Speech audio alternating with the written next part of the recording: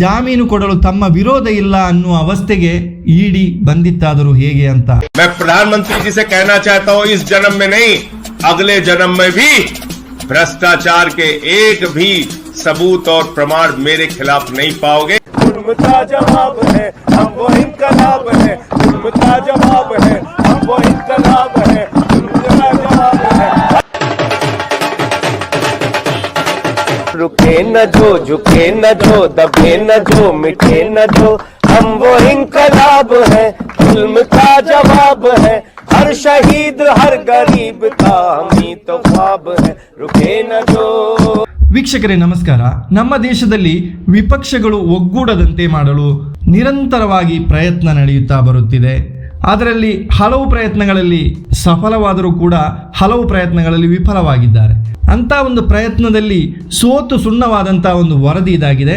ಇದು ಅರ್ಥವಾಗಬೇಕಾದರೆ ಮೊದಲು ಇಡಿ ಬಂಧಿಸಿಟ್ಟಿದ್ದಂಥ ಎಎಪಿ ಪಕ್ಷದ ಸಂಸದ ಸಂಜಯ್ ಸಿಂಗ್ ಅವರ ಬಗ್ಗೆ ತಿಳಿಯಬೇಕಿದೆ. ನಿನ್ನೆ ತಾನೇ ಸುಪ್ರೀಂ ಕೋರ್ಟಿನ ತ್ರಿಸದಸ್ಯ ಪೀಠ ಇವರಿಗೆ ಜಾಮೀನನ್ನು ಕೊಟ್ಟಿರುವಂಥದ್ದು. ಈ ಸಂಜಯ್ ಸಿಂಗ್ ಅವರ ಸಣ್ಣದೊಂದು ವಿಡಿಯೋ ಇಲ್ಲಿದೆ, ಅದನ್ನು ನೋಡಿ ಮತ್ತೆ ಮುಂದುವರಿಸೋಣ. रेल बेच रहे हो, सेल बेच रहे हो, खेल बेच रहे हो, कोल बेच रहे हो, एलआईसी बेच रहे हो, बैंक बेच रहे हो, एयरपोर्ट बेच रहे हो, पोर्ट बेच रहे हो, एफसीआई बेच रहे हो, बिजली बेच रहे हो, पानी बेच रहे हो, सड़क बेच रहे हो, बीपीसीएल बेच रहे हो, पूरा हिंदुस्तान बेच रहे हो। जो डलहौजी न कर सका वो ये हुक्काम कर देंगे और कमीशन दे दो तो हिंदुस्तान को नीलाम कर देंगे। ಎಸ್ ವೀಕ್ಷಕರೇ, ಈ ಸಂಜಯ್ ಸಿಂಗ್ ಅವರನ್ನ ಈ ಲಿಕ್ಕರ್ ಸ್ಕ್ಯಾಮ್ ಪ್ರಕರಣದ ಕಿಂಗ್ ಪಿನ್ ಅನ್ನುತ್ತಿದ್ದಂತಹ ದಿನೇಶ್ ಅರೋರಾ ಅವರ 9 ಬಾರಿಯ ಸ್ಟೇಟ್ಮೆಂಟ್ ಕಳೆದು 10ನೇ ಬಾರಿ ಅವರ ಸ್ಟೇಟ್ಮೆಂಟ್ ಅಲ್ಲಿ ಕೊಟ್ಟಂತಹ ಹೆಸರಿನ ಆಧಾರದಲ್ಲಿ ಇವರನ್ನ ಬಂಧಿಸಿ ಇಟ್ಟಿದ್ದಂಥದ್ದು. ಆ ದಿನೇಶ್ ಅರೋರಾ ಕೂಡ ಇಡಿಯ ಅಪ್ರೂವರ್ ಆಗಿ ಜೈಲಿಂದ ಹೊರಬಂದಿದ್ದ. ವಾಸ್ತವದಲ್ಲಿ ಸಂಜಯ್ ಸಿಂಗ್ರನ್ನ ಯಾಕೆ ಬಂಧಿಸಲಾಗಿತ್ತು ಎನ್ನುವುದು ಬಹಳ ಸ್ಪಷ್ಟವಾಗಿದೆ. ಯಾಕೆಂದರೆ ಎಎಪಿ ಪಕ್ಷದ ಒಬ್ಬ ಸಮರ್ಥ ನಾಯಕರಾಗಿದ್ದವರು ಈ ಸಂಜಯ್ ಸಿಂಗ್ ಮತ್ತು ಅವರಿಗೆ ಕಾಂಗ್ರೆಸ್, ಟಿಎಂಸಿ, ಸಮಾಜವಾದಿ, ಆರ್ಜೆಡಿ ಸೇರಿದಂತೆ ದೇಶದ ಬಹುತೇಕ ಪಕ್ಷಗಳ ವರಿಷ್ಠ ನಾಯಕರ ಜೊತೆ ಉತ್ತಮ ಸಂಪರ್ಕ ಮತ್ತು ಬಾಂಧವ್ಯವಿತ್ತು. ವಿಪಕ್ಷಗಳ ಒಕ್ಕೂಟ ಇಂಡಿಯಾ ಒಗ್ಗೂಡಿಸುವಲ್ಲಿ ಅವರು ಕೆಲಸ ಮಾಡುತ್ತಾರೆನ್ನುವಂತಹ ಭಯ ಬಿಜೆಪಿಗಿತ್ತು. ಅದರ ಬಗ್ಗೆ ದೆಹಲಿಯ ಸಚಿವ ಭಾರದ್ವಾಜ್ ಹೇಳಿದ್ದನ್ನ ಕೇಳಿಸಿಕೊಳ್ಳಿ. संजय सिंह अपने आप में एक ऐसी राजनीतिक शख्सियत हैं जिनका across party line, across opposition parties, उनका बहुत अपना पर्सनल रेपो है। चाहे वो शिवसेना के संजय राउत हों, चाहे वो आरजेडी के संजय झा हों, मतलब हर जगह उनके मित्र हैं। और मुझे लगता है कि संजय सिंह एक ऐसे संकट मोचन की तरीके के आदमी हैं जो विपक्ष को एक करने में एक बड़े सूत्रधार की भूमिका जो है वो निभा सकते हैं। उनकी टीएमसी से भी अच्छी बातचीत है, अखिलेश यादव उनकी इज्जत करते हैं, तेजस्वी से उनकी अच्छी बातचीत है, और ये कहा जा सकता है कि कांग्रेस के अंदर भी उनके बहुत सारे मित्र हैं। तो इसका ओवरऑल विपक्ष को और इंडिया अलायंस को मुझे लगता है कि बहुत बड़ा फ़ायदा होगा। इस तरीके के एक आदमी की ज़रूरत इंडिया अलायंस के अंदर महसूस हो रही थी कि वो अक्रॉस पार्टी लाइन जाके सबको जो है एक सूत्र में बांध सके। ಅಂತ ವ್ಯಕ್ತಿ ಸಂಜಯ್ ಸಿಂಗ್ಗೆ ಈಗ ಜಾಮೀನು ಸಿಕ್ಕಿದ್ದು ಎಎಪಿಯಲ್ಲಿ ಸಂತೋಷ ಮನೆ ಮಾಡಿರುವಂತದ್ದು. जुल्म का जवाब है हम वो इनकलाब है, जुल्म का जवाब है हम वो इनकलाब है, जुल्म का जवाब है। रुके न जो, झुके न जो, दबे न जो, मिटे न जो, हम वो इनकलाब है, जुल्म का जवाब है। हर शहीद हर गरीब का हम ही तो ख्वाब है, रुके न जो। ನಿನ್ನೆ ಸುಪ್ರೀಂ ಕೋರ್ಟ್ ಮುಂದೆ ಸಂಜಯ್ ಸಿಂಗ್ ಅವರ ಜಾಮೀನಿನ ವಿಚಾರಣೆ ವೇಳೆ ಕೊನೆಯಲ್ಲಿ ಜಾಮೀನು ಕೊಡಲು ತಮ್ಮ ವಿರೋಧ ಇಲ್ಲ ಅನ್ನುವ ಅವಸ್ಥೆಗೆ ಇಡಿ ಬಂದಿತ್ತಾದರೂ ಹೇಗೆ ಅಂತ ನೋಡಬೇಡವೇ? ಅದಾಗಿತ್ತು ಸುಪ್ರೀಂ ಕೋರ್ಟ್ ಇಡಿಗೆ ಹಾಕಿದ ಆ ಪ್ರಶ್ನೆ. ಇದು ಬಹಳ ಮುಖ್ಯವಾಗಿದೆ ಇಲ್ಲಿ. ಯಾಕೆಂದರೆ ಅರವಿಂದ ಕೇಜ್ರಿವಾಲ್ ಪ್ರಕರಣ ಕೂಡ ಸರಿಸಮಾನ ಇದೇ ಆಗಿದೆ. ನೀವು PMLA ಕಾಯ್ದೆ ಅಂದರೆ ಮನಿ ಲಾಂಡ್ರಿಂಗ್ ಪ್ರಕರಣ ದಾಖಲಿಸಿ 6 ತಿಂಗಳಿನಿಂದ ಬಂಧಿಸಿಟ್ಟಿದ್ದೀರಲ್ಲ, ಒಬ್ಬ ಸಂಸದನ ಬಂಧನದ ಅಗತ್ಯ ಏನಿದೆ? 2 ಕೋಟಿ ರೂಪಾಯಿ ಹಣ ವ್ಯವಹಾರ ಆರೋಪ ಹೊರಿಸಿದ್ದೀರಿ, ಮನಿ ಲಾಂಡ್ರಿಂಗ್ ಕೇಸ್ ದಾಖಲಿಸಿದ್ದೀರಿ, ಆದರೆ ಮನಿಯೇ ಇಲ್ಲ. ಮನಿ ಟ್ರೈಲ್ ದಾಖಲೆಯಲ್ಲಿದೆ. ನಾವು ಜಾಮೀನು ಕೊಡುವವರಿದ್ದೇವೆ, ನಿಮ್ಮಲ್ಲಿ ದಾಖಲೆಗಳಿದ್ದರೆ ಕೊಡಿ ಅಂತ ಕಡ್ಡಿ ಮುರಿದಂತೆ ಸುಪ್ರೀಂ ಕೋರ್ಟ್ ಹೇಳಿಬಿಟ್ಟಿತು. ಮಧ್ಯಾಹ್ನದ ವಿರಾಮದವರೆಗೆ ಜಾಮೀನು ವಿರೋಧಿಸಿದ್ದಂಥ ಇಡಿಗೆ ಮಧ್ಯಾಹ್ನದ ಬಳಿಕ ಪೀಠದ ಮುಂದೆ ನಿಮ್ಮ ಸರ್ಕಾರದ ಅಭಿಪ್ರಾಯ ಕೇಳಿ ತಿಳಿಸಿ ಅಂತ ಸುಪ್ರೀಂ ಕೋರ್ಟ್ ಹೇಳಿತ್ತು. ಆದರೆ ವಿರಾಮದ ಬಳಿಕ ಪ್ರಕರಣದ ವಿಚಾರಣೆಗೆ ಎತ್ತಿಕೊಂಡಾಗ ಇಡಿಯ ಬಳಿ ದಾಖಲೆಯೂ ಇರಲಿಲ್ಲ, ಉತ್ತರವೂ ಇರಲಿಲ್ಲ. ಬದಲಿಗೆ ಜಾಮೀನು ಕೊಡಲು ನಮಗೆ ತಕರಾರಿಲ್ಲ ಅನ್ನುವಂಥ ಮೂಲಕ ತನ್ನ ವರಸೆಯನ್ನೇ ಇಡಿ ಬದಲಿಸಬೇಕಾಗಿ ಬಂತು.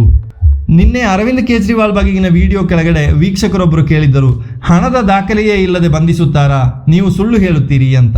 ಅವರಿಗೆ ಈ ಪ್ರಕರಣವೇ ಉತ್ತರ ಕೊಡುತ್ತಿದೆ. ಅಂದರೆ ವೀಕ್ಷಕರೇ, ವಿಪಕ್ಷಗಳ ನಾಯಕರನ್ನ ಬಂಧಿಸಿ, ವಿಪಕ್ಷಗಳ ಖಾತೆಗಳನ್ನು ಮುಚ್ಚಿಸಿ, ಮಾಧ್ಯಮಗಳನ್ನು ಖರೀದಿಸಿ ಈ ದೇಶ ಚುನಾವಣೆಗೆ ಹೋದರೆ ಜನರ ತೀರ್ಮಾನ ಅಥವಾ ಜನರ ಆಯ್ಕೆಯ ಸರ್ಕಾರ ಮುಂದೆ ಬರಲು ಸಾಧ್ಯವಿದೆಯಾ? ಎಎಪಿಯನ್ನ ಹೇಗಾದರೂ ಮುಗಿಸಿಬಿಡಬೇಕೆನ್ನುವಂತಹ ಪ್ರಯತ್ನ ಈಗಲೂ ಕೂಡ ಮುಂದುವರೆದಿದೆ. ಬ್ರಿಟಿಷರ ಕಾಲದ ಒಡೆದಾಳುವಂತಹ ತಂತ್ರ ಇಲ್ಲೂ ಕೂಡ ಪ್ರಯೋಗಿಸಲಾಗಿದೆ. ಇಡಿಯ ಮುಂದೆ ಕೇಜ್ರಿವಾಲ್ ಅವರು ಅವರ ಸಚಿವ ಸಂಪುಟದ ಇನ್ನಿಬ್ಬರು ಸಚಿವರ ಹೆಸರನ್ನ ಹೇಳಿದ್ದಾರೆ, ಅವರನ್ನ ವಿಚಾರಣೆ ನಡೆಸಲಾಗುತ್ತೆ ಅನ್ನುವಂಥ ಸುದ್ದಿಯನ್ನ ಗೋಧಿ ಮೀಡಿಯಾ ಮುಖಾಂತರ ಬಿಜೆಪಿ ಹರಿದು ಬಿಡುತ್ತೆ.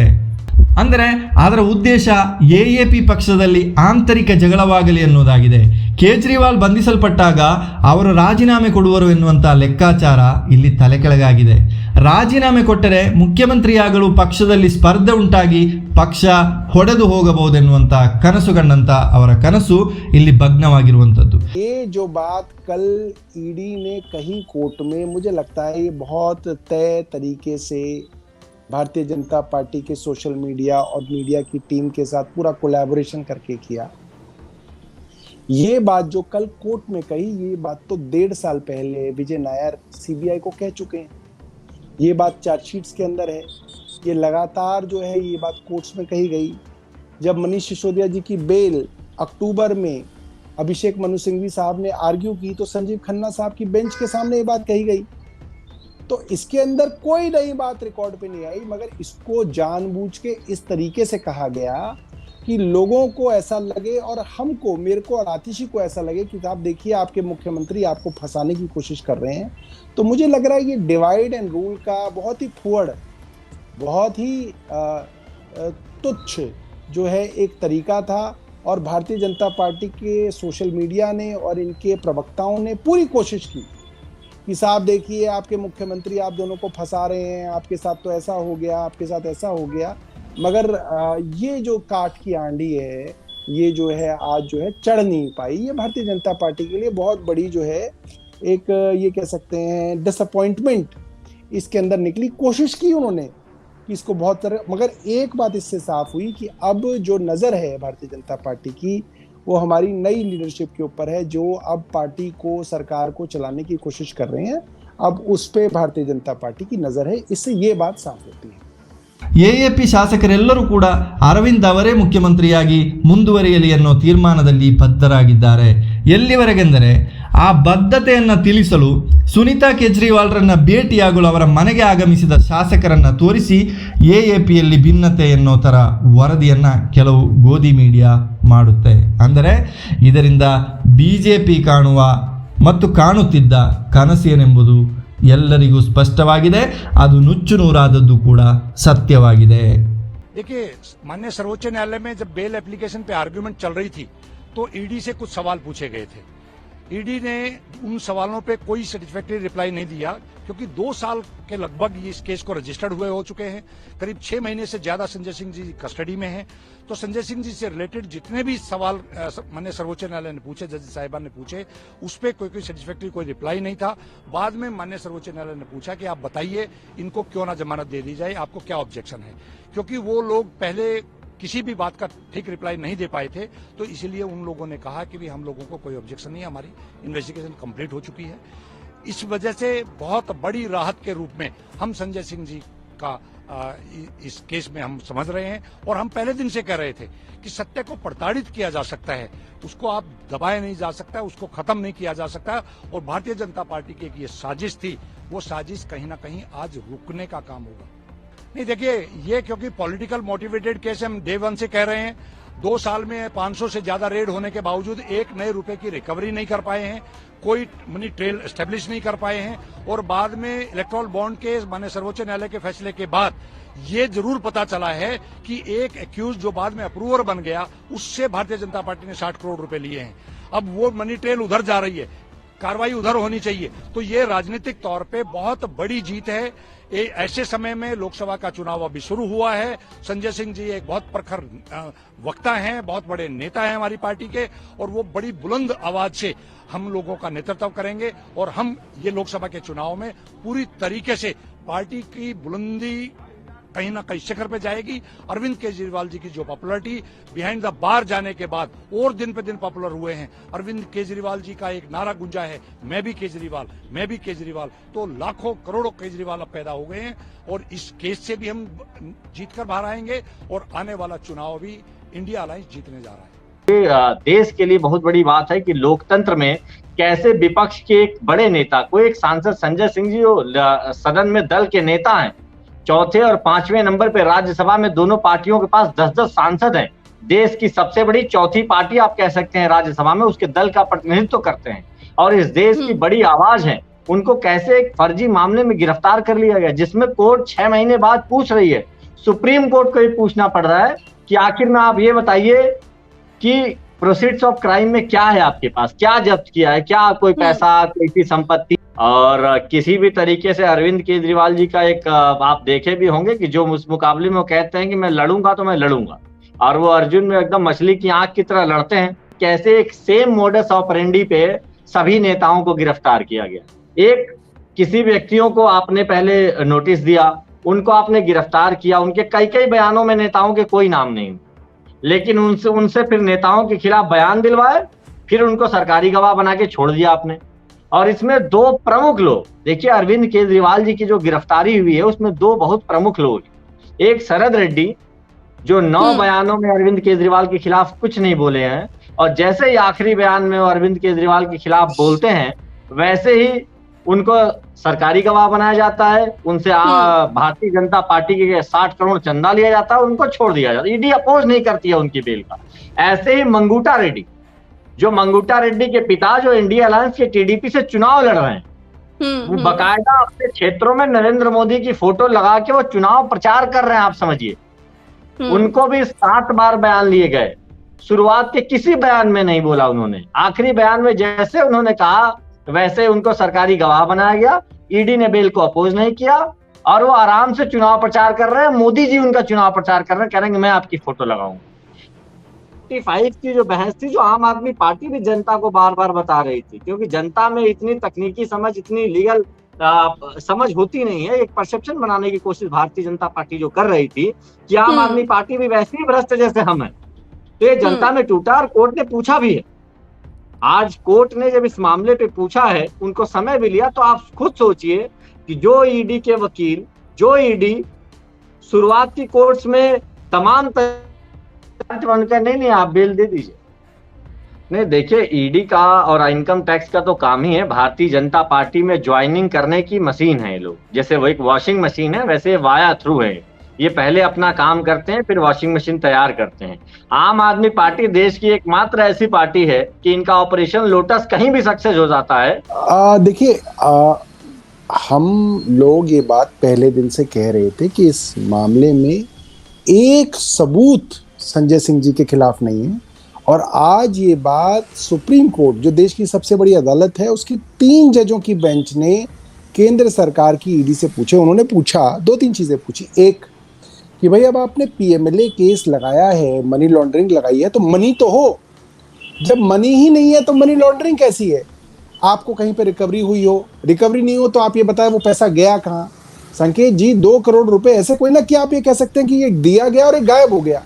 भाई या तो इससे कार खरीदी, बंगला खरीदा, घर खरीदा, कुछ खरीदा, यहाँ से वहां गया, कहीं इन्वेस्ट हो गया, या आपने उनके घर पे, उनके रिश्तेदारों के यहाँ या उनके किसी सहयोगी के यहाँ रिकवर कर लिया।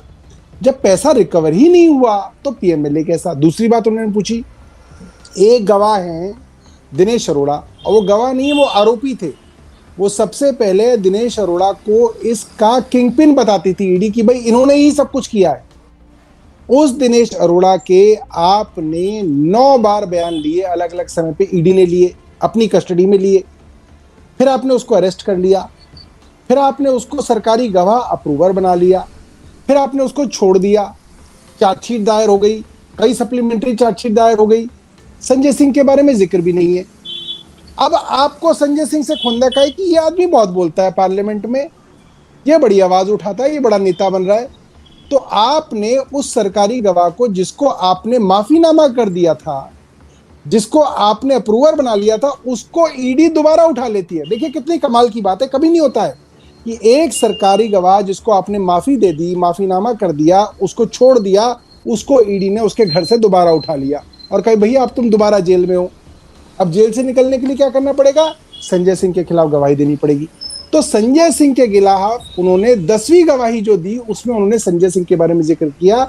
उससे पहले संकेत जी बाकायदा रिटन क्वेश्चंस थे ईडी के संजय सिंह जी के विषय में। उसने बोला कोई लेना देना नहीं है संजय सिंह का, कोई पैसे का लेना देना नहीं, कुछ नहीं। उसके बाद एक झूठा बयान ईडी ने एक आदमी को, जिसके पास पैसे हैं, जिसके पास परिवार है, आप उसको जेल में बंद कर दोगे तो कुछ भी लिखेगा, उस गवाही के बिना पे आपने उनको अरेस्ट कर दिया। तो सुप्रीम कोर्ट ने पूछा भैया ये कैसे होगा कि एक आदमी की आपने 10 बयान लिए, 9 में उन्होंने संजय सिंह के विषय में कुछ नहीं बोला, वो आपने डाल दी कूड़ेदान में, वो आप रिकॉर्ड पे नहीं ला रहे। एक 10वें बयान में आपने गोलमोल स्टेटमेंट संजय जी के खिलाफ ले ली और उसके बिना पे आपने एक मेंबर ऑफ पार्लियामेंट को 6 महीने से अंदर कर रखा है। अच्छा वो स्टेटमेंट क्या है वो भी सुप्रीम कोर्ट ने बोली। दिनेश अरोड़ा कहते हैं कि उनके एक आदमी ने संजय सिंह के एक आदमी को 1-1 करोड़ रुपए 2 बार दिए। दिनेश अरोड़ा का आदमी गवाही नहीं दे रहा, संजय सिंह का आदमी गवाही नहीं दे रहा, सिर्फ एक दिनेश अरोड़ा के कहने पे आप कैसे कह सकते हैं? इनके जवाब ईडी के पास नहीं थे। अब मैं उस बात पे आता हूं जो आपने संकेत जी कही कि ईडी ने विरोध नहीं किया, ऐसा नहीं है। ईडी ने पहले बहुत विरोध किया, मगर फिर सुप्रीम कोर्ट के जस्टिस दीपांकर दत्ता और संजीव खन्ना साहब की जो बेंच थी और एक और तीसरे जज साहब थे, उन्होंने बड़ा सख्त ईडी से कहा कि ऐसा है, वी आर विद हिम, यानी कि हैं आप अपने क्लाइंट यानी कि केंद्र सरकार से इंस्ट्रक्शन लेके आइए, अगर आप इस जमानत का विरोध करेंगे तो हम इसके ऊपर जजमेंट लिखेंगे। अब इसका मतलब क्या? ये एनक्रिप्टेड बात है, ये सरकारी बात है। इसका क्या मतलब है? इसका मतलब ये है संकेत जी कि अगर सुप्रीम कोर्ट इसमें जजमेंट लिख के बेल देता तो वो जजमेंट के अंदर सेक्शन 45 पीएमएलए का जिक्र आता। सेक्शन 45 पीएमएलए क्या कहता है?